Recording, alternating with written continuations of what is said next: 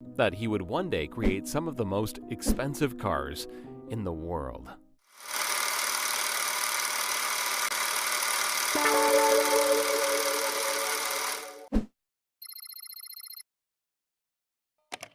This is Frederick Henry Royce, born in 1863 in Alwilton in England. Henry was the youngest of 5 children. His parents, James and Mary, ran a flour mill.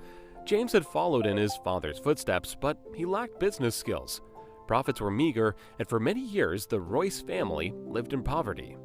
Things got worse, and in 1867 they had to file for bankruptcy. Hoping to carve out a better life for themselves, the family moved to London. By this time, the 4-year-old Henry already had his first job, a bird scarer on a local farm. His pay? 6 pence a week. Then, in 1872, disaster struck again. Henry's father passed away. Now, all the children had to chip in to make ends meet, including the 9-year-old Henry. He began selling newspapers and delivering telegrams. Henry's early years of poverty had a profound effect on him, and by the time he turned 15 years, he had completed only 1 year of school. As a young teenager, he began an apprenticeship with the Great Northern Railway Works. His aunt had offered him some financial support, and despite not having a formal education, Henry grasped every opportunity to educate himself, studying algebra, French, and electrical engineering in his free time. But after 3 years, he was forced to quit due to a lack of money. After quitting his apprenticeship, Henry briefly worked at a tool-making company in Leeds, and then for the Electric Light and Power Company in London.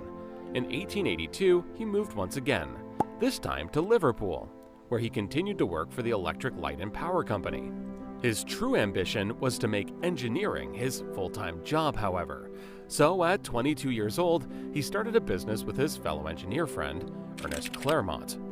They named it F.H. Royce & Company, and for the next few years, they worked around the clock to make electrical components such as doorbells and dynamos. The company kept expanding, and by 1894, they were already making electric cranes too. But Henry's interest started taking him somewhere else: motor cars.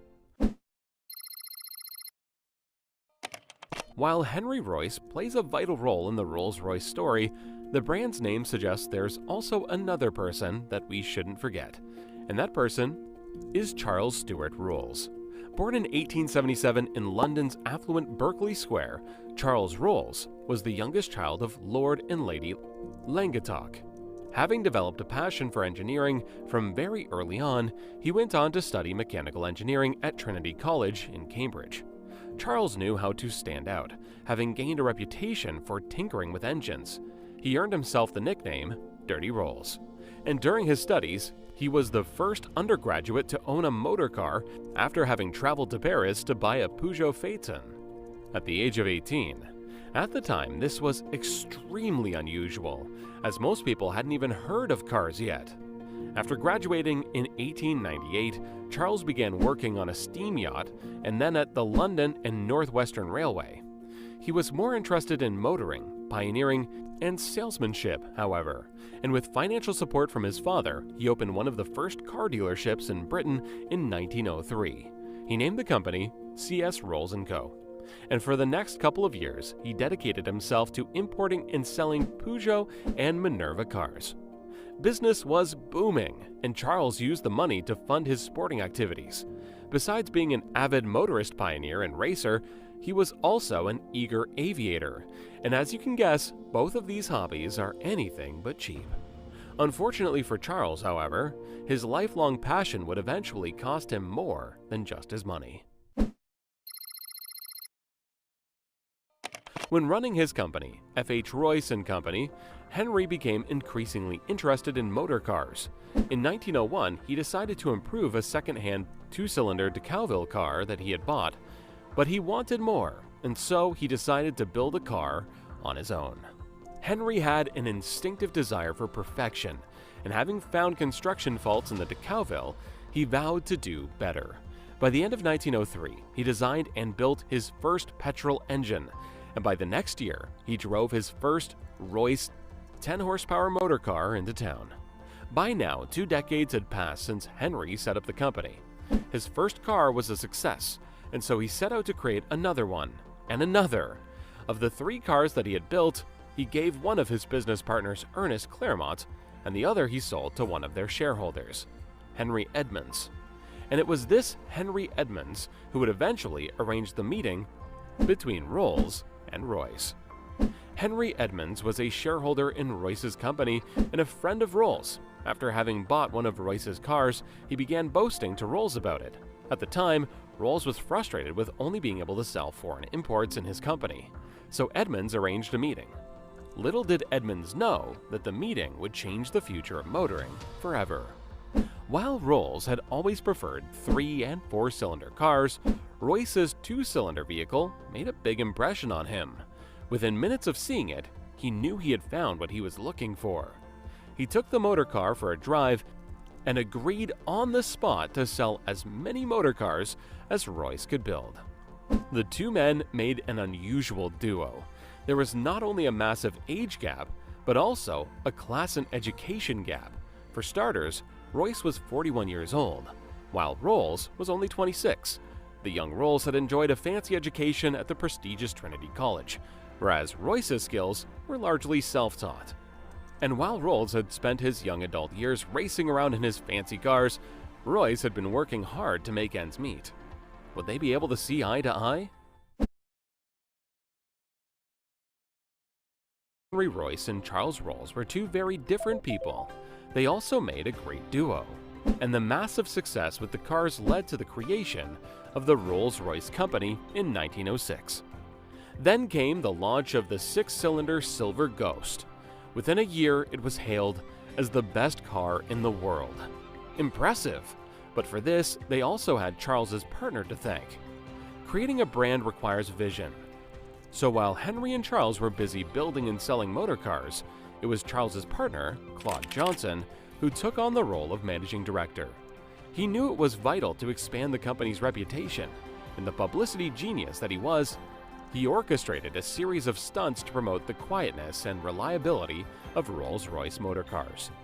One of his early adverts for the 40 to 50 horsepower motor car promoted it as the 6-cylinder Rolls-Royce, not one of the best, but the best car in the world.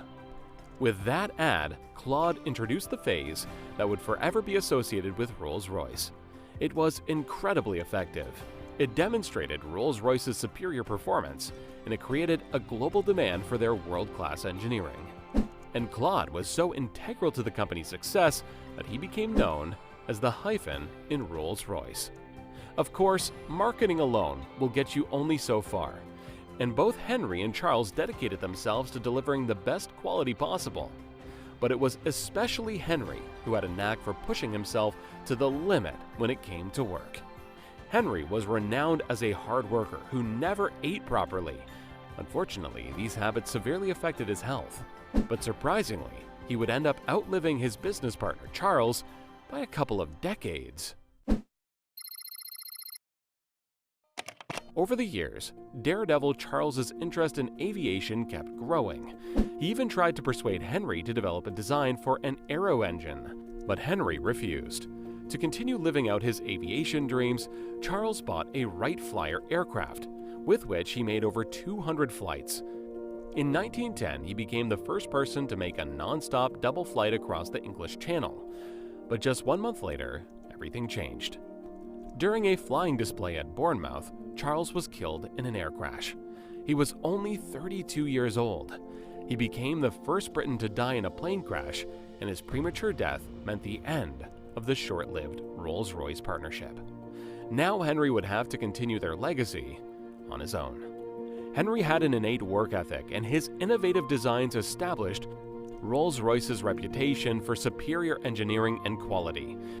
He uncompromisingly persuaded his basic principle of establishing the best design with both the finest materials and the highest levels of craftsmanship. To put it in his own words, strive for perfection in everything you do. Take the best that exists and make it better. When it does not exist, design it. During the First World War, the company expanded into manufacturing something Charles had once requested: aero-engines, and during the next couple of decades, the company did extremely well. Unfortunately, Henry kept struggling with his health, and in 1993, he succumbed to digestive tract problems. His death had been brought on by his early years of poor nutrition and a lifetime of overwork. He had spent much of the last years of his life as a semi-invalid, but that didn't stop him from working though. His never-failing enthusiasm and dedication to engineering prevailed, and he continued to work until the very last moment. Literally, his last sketch was made from his deathbed a few hours before he died. He was 70 years old. Rolls-Royce has remained a famous name in engineering. A Rolls-Royce is one of the most successful luxury cars that money can buy. And with over 130 dealerships spread over 40 countries, the brand is known far beyond Great Britain.